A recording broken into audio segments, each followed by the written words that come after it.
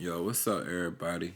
Y'all tuned in to Deep Conversations with your boy Trey, and got Raven in the studio today. Raven, how you doing? I'm doing good. Hope everybody else is doing well. Okay. So what we want to touch on today is we want to kind of clarify some of the things that we went over in our first video. We also want to provide a couple of resources that you can definitely check out yourself to kind of get an understanding of why we say some of the things we say, and kind of verify some of the points that we're making. And we're gonna get right into it. So today, one of the first things we want to touch on is the fact that we've been miseducated about this whole slavery narrative, and to kind of talk about how they use our victimization to manipulate us into a polarized society where we always think that it's black or white, or it's male versus female, or things like that. But today we're gonna definitely just specify and stick on this slavery narrative, because we wanna kind of beat that up today. Y'all know what I'm saying? I don't know about y'all, but I don't come from no slaves, and we gonna clarify that. So one of the first things we finna look at is the American Dictionary of the English Language. It's a Noah Webster dictionary from 1828. And I let Raven go ahead and look up this definition of slave, and I'm going to go ahead and read that for you all real quick. So, slave is a noun. In German, in German, it says slave or sklave. In Dane, it also says slave or sklave. In Sweden, it says Slav. In France, it's called esclave, right? In Italian, schiavo. In Spanish, esclavo, and etc. And the overall meaning of this word is commonly deduced from Sclavonians, the name of a people who were made slaves by the Venetians, but this is not certain. All right, a person who is wholly subject to the will of another, one who has no will of his own, but whose person and services are wholly under the control of another. All right. Now, from that definition, I also want to look into the definition from the Oxford Dictionary of the English Etymology, right? And here it states slave used to be spelled Sleiv, one who is owned by another person, right? In Middle English, it was sklave, right? In Old France, they said esclave. So we have a bunch of different versions of this word, and then it goes to say that identical with the ethnic name Sklavus, Slav, the Slavonic races having been reduced to a servile state by conquest. Right? So let's take a look at this term Slav. A Slav, member of any of a large group of peoples of Eastern Europe, comprising Russians, Bulgarians, Serbs, Poles, Czechs, and Wends. Okay? Now I want y'all to look right here where we have this G for German and we see the word slave. And I want y'all to keep in mind that this was a German word, right? I just want y'all to keep that in mind, because what we're going to talk about later on, probably in another video, is how a lot of these terms are actually in origin coming from Germany, or a German word. And they're actually describing a people who will be known in history as Germanic peoples or Germanic tribes. But that's for a later video. Right now we're gonna stick on this slave term. All right, we're gonna play a clip from a governor of Virginia, and he's kind of getting a little bit of backlash because he referred to the first slaves of Africa coming to this country as indentured servants. So I want y'all to hear this and pay attention to what he says, and then how Gayle King responds to him. If you look at Virginia's history, we're now at the 400-year anniversary. Just 90 miles from here, in 1619, the first indentured servants from Africa landed on our shores in Old Point Comfort, what we call now Fort Monroe. And while also known as slavery. Yes. Yeah. Okay, so you all heard Gayle King clarify that these indentured servants were also known as slaves. So I'm not sure if you guys recall me making the statement in the first video that slavery was something that you signed up for, but we're going to take a look at that. So let's look at what indentured means. All right. So just here from the Oxford Language Dictionary, right? We see that indenture, past tense indentured, right, means to bind someone by an indenture as an apprentice or laborer. Landowners try to get their estates cultivated by indentured laborers. Now, Gayle King just said that slavery was the same thing as indentured servitude, right? The governor said, well, the first indentured servants landed in a particular area, and she said it was also known as slavery. Now, that's critical. That's key. That's a key point, right? Why is that a key point? Well, let's look at something real quick. Let's look at the Constitution. And we're going to look at Amendment 13. Right? Section 1 of Amendment 13 says, neither slavery nor involuntary servitude. So let's take a pause right there really quick. It says neither, right? Distinguishing between two different choices. Neither slavery nor involuntary servitude. Which lets you know what? That these are two different options. Right? Then it goes on to say, except as a punishment for crime whereof the party shall have been duly convicted, shall exist within the United States or any place subject to their jurisdiction. So basically that just goes on to tell you that it still exists. I don't know why people say that slavery doesn't exist. It's just moved to the penal system. Right? So that's the truth that we don't like to share a lot of times.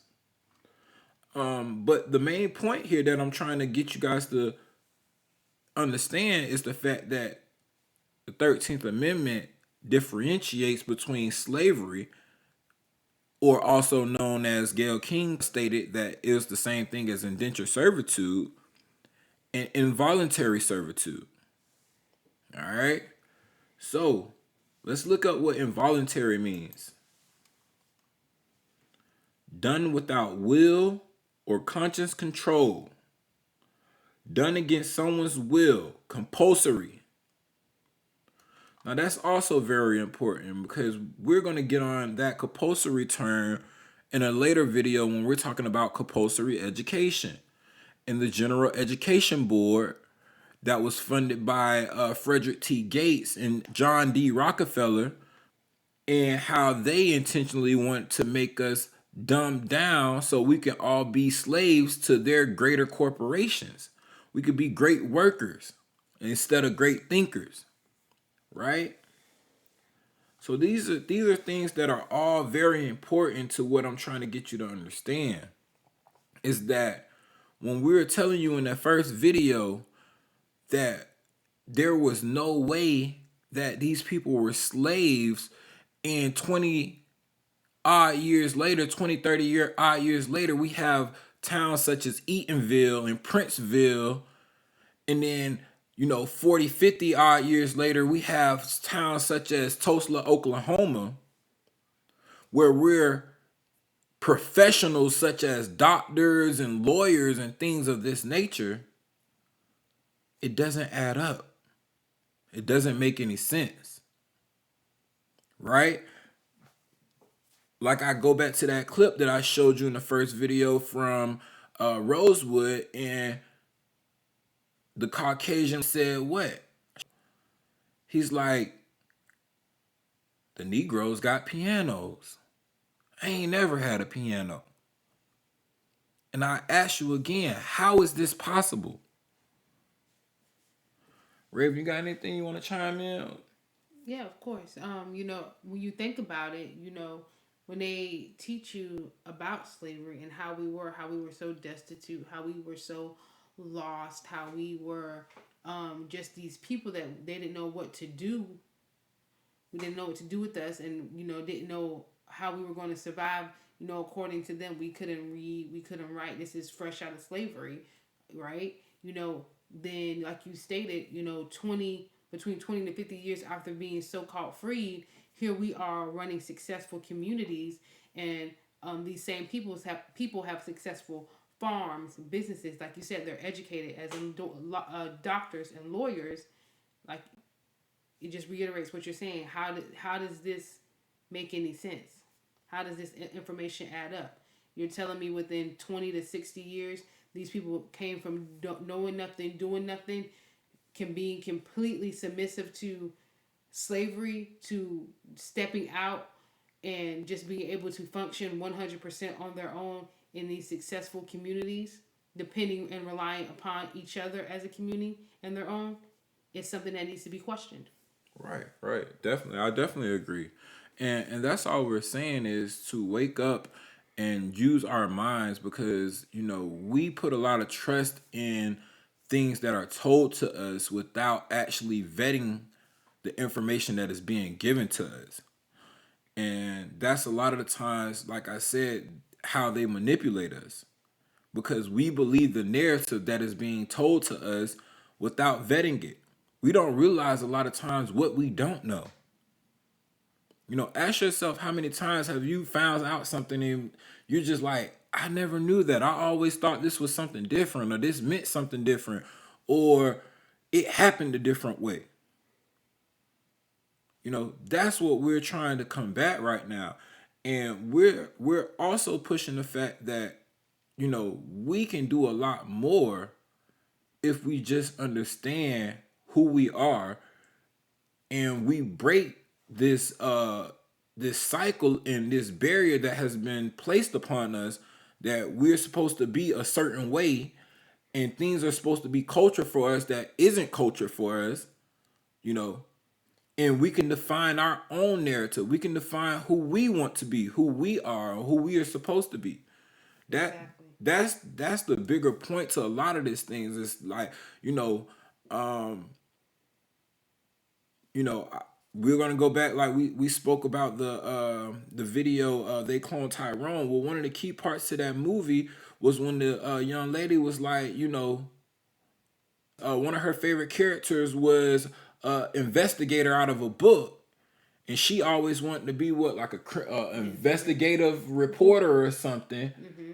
She Yep. never really dreamed of living the life that she lived, but that's what she kind of fell into, and that's what we trying to break. Like, we have to determine where we want to land. We have to determine where we want to go. Stop letting, society dictate who we're supposed to be. You know what I'm saying? That's the bigger issue, right? So, another thing that we touched on in the last video is we were talking a little bit about being taken off the gold standard and how a fiat system was brought into play. So I want to read you something here from Congressman James Traficant that he brought in front of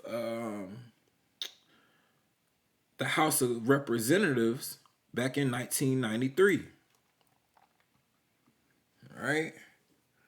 So it says the bankruptcy of the United States. Right. All of the above was published in the Congressional Record, March 17, 1993, volume number 33, page H-1303 by Senator James A. Traficant Jr. So excuse me, he was a senator. All right. So it says United States Congressional Record, March 17th, 1993, volume number 33, page 1303. Speaker Senator James Traficant Jr., Ohio, addressing the House. Mr. Speaker, we are here now in Chapter 11. Members of Congress are official trustees presiding over the greatest reorganization of any bankrupt entity in world history, the U.S. government. We are setting forth, hopefully, a blueprint for our future. There are some who say it is a coroner's report that will lead to our demise. It is an established fact that the United States federal government has been dissolved by the Emergency Banking Act, March 9th, 1933. 48 Stat. 1, Public Law 89-719. Declared by President Roosevelt being bankrupt and insolvent. HJR 192, 73rd Congress, M Session, June 5th, 1933. Joint resolution to suspend the gold standard and abrogate the gold clause dissolved the sovereign authority of the United States in the official capacities of all the United States governmental offices, officers, and departments, and is further evidence that the United States federal government exists today in name only. The receivers of the United States bankruptcies are the international bankers via the United Nations, the World Bank, and the International Monetary Fund. All United States offices, officials, and departments are now operating within a de facto status in name only under emergency war powers. With the constitutional Republican form of government now dissolved, now y'all remember that's key. With the constitutional Republican form of government now dissolved, the receivers of the bankruptcy have adopted a new form of government for the United States. This new form of government, known as a democracy, being an established socialist communist order under a new governor for America, this act was instituted and established by transferring and or replacing the office of Secretary of Treasury to that of the Governor of the International Monetary Fund. Public Law 94-564, page 8, section HR 13955 reads in part, the U.S. Secretary of Treasury receives no compensation for representing the United States. The United States Congressional Record, May 4th, 1992, page 82891, Senator and Chairman of the House of Representatives Committee on Banking, Finance, and Urban Affairs, Henry Gonzalez, Texas, speaking on national international thievery in high places. We are bankrupt. We are insolvent on every level of our national life, whether it is corporate, whether it is just plain you and I out there with the life of debt that we have all piled up, private debt, credit cards, and whatnot, or whether it is the government. We and insolvent. How long will it take before the nasty mega truth is conveyed? All right. So I'm gonna stop that right there.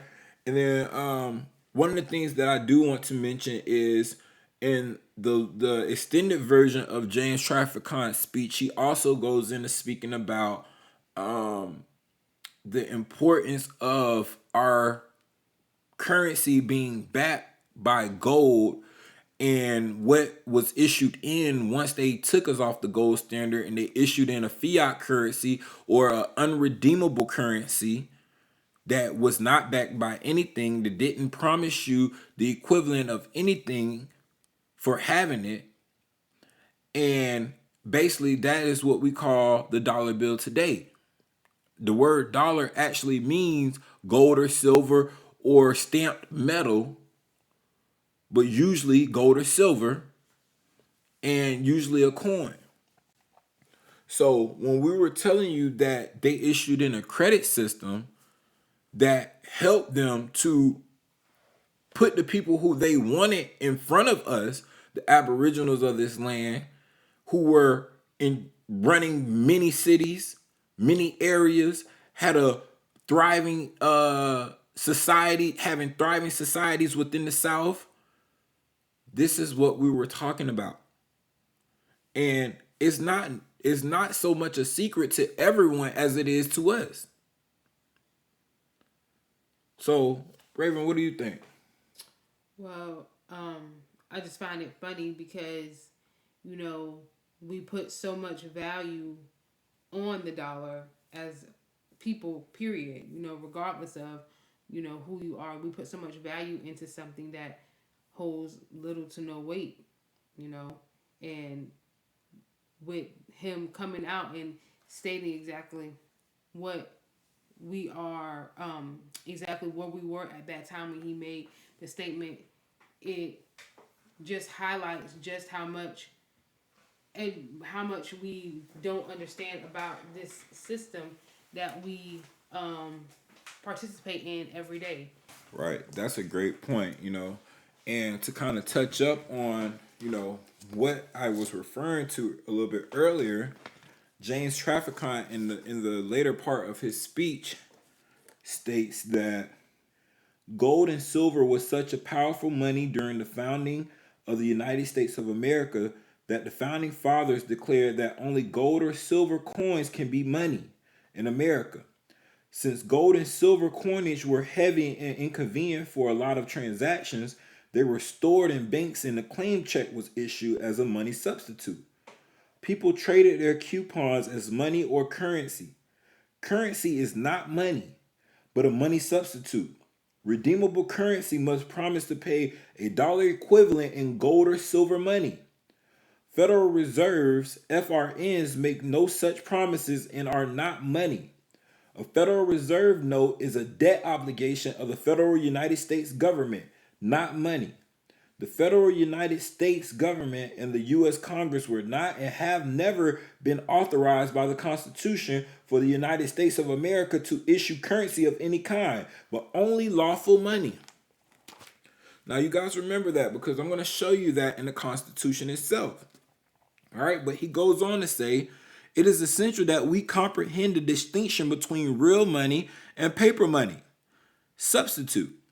One cannot get rich by accumulating money substitutes. One can only get deeper into debt.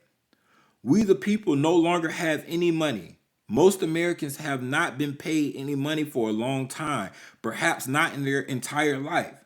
Now, do you comprehend why you feel broke? Now, do you understand why you are bankrupt along with the rest of the country? Federal Reserve notes, FRNs, are unsigned checks written on a closed account. FRNs are an inflatable paper system designed to create debt through inflation, right? Whenever there is an increase of the supply of a money substitute in the economy without a corresponding increase in the gold and silver backing the inflation occurs. So this is what I was telling you all when I said when they brought in a credit system and a fiat paper system that they can print money whenever they felt like it, and whenever they felt like printing it, it devalued the money that was already in the freaking system. In circulation. In circulation. Exactly. So this is what we were saying. This is how they swindled us. They swindled the country from under us. They swindled this country from underneath our feet. All right? This is why they always telling you that you are the biggest spenders out of everybody in the country, yet you don't own anything because owning something is attached to credit. And credit is nothing but an approval system. It's a discretionary system. If they like you today, they allow you to get something. If they don't care for you, they don't believe in you, they're going to say, no, you can't have this loan. It's the same play. It's the same way they play us with our house valuations when we do own homes, right? How many times have you heard that, darker hue people are getting lower house appraisals than lighter hue people? They got a story now about a darker hue couple who went and got a lighter hue couple to stay in their house while they got it appraised for a second time just to get their house appraised at a higher value when they thought that the lighter hue person stayed there. It's the same thing. We're asking these people for them to approve us to move on to our fate. We're asking them to determine our fate. So this is what we've been saying. This is why we say we have a lot of work to do. We got a lot of things that we got to start understanding. And want to take a look at this really quick because James Traficant mentioned that the Constitution didn't allow them to print anything but lawful money. Right? So let's look at some things really quick. All right. So we're going to look at Article 1, Section 10. And we see here, no state shall enter into any treaty, alliance, or confederation, grant letters of marque and reprisal, coin money, emit bills of credit, make anything but gold and silver coin to tender in payment of debts. This is what he was talking about, right? He also said that the old American Republic had been dissolved for a new government called the democracy. Well, why is he saying that? Well, let's see.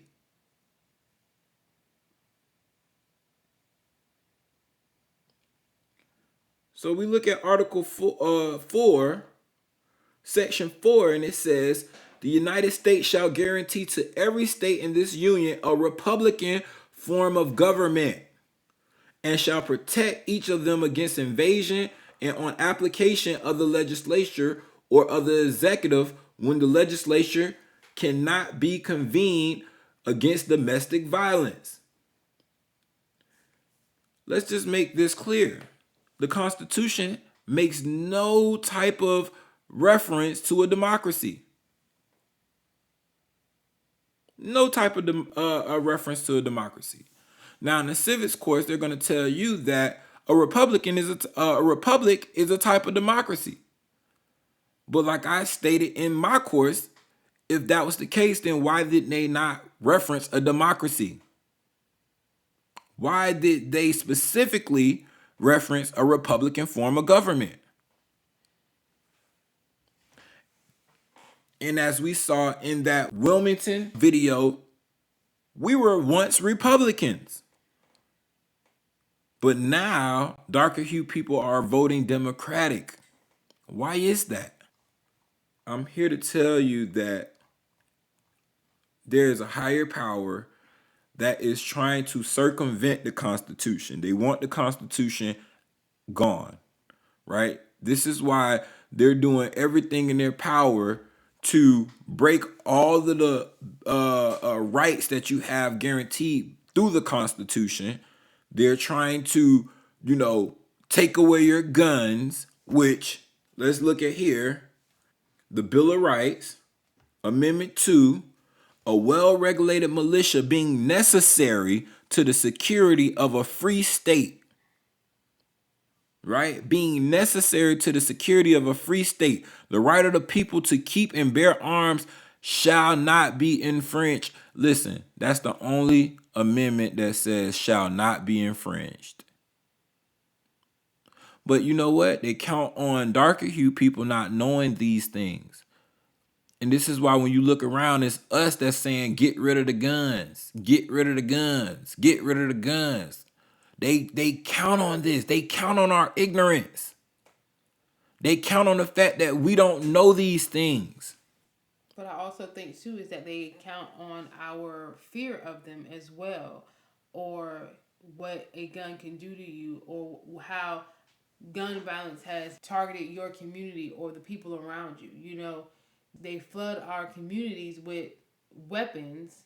We use them against each other, and then they come out with some type of, you guys need to ask for reform or ask for this or ask for that, so that way your children, your sons, your daughters aren't being killed by these weapons. But yet the reason we even have these weapons is because we're getting them from you.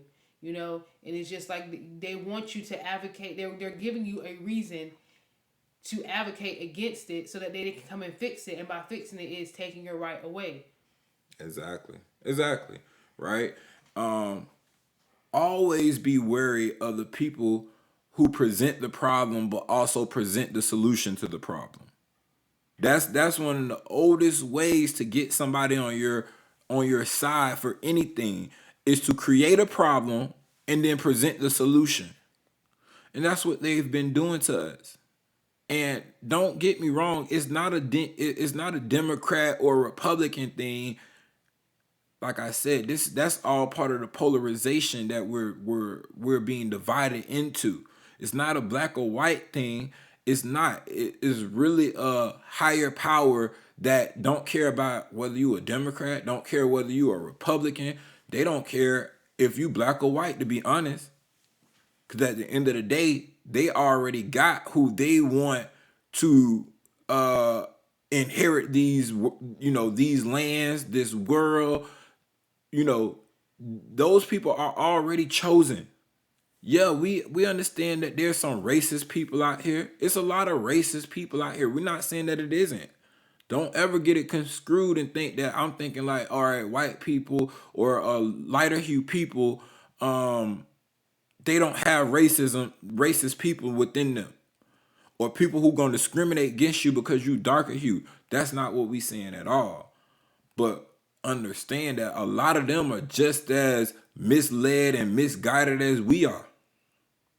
And the people who gonna try to get you to go to war and to be hating each other, that are really corrupting this society, they in the background. They not finna be out here in the front on the front lines with neither side. They don't give a damn which side win the war.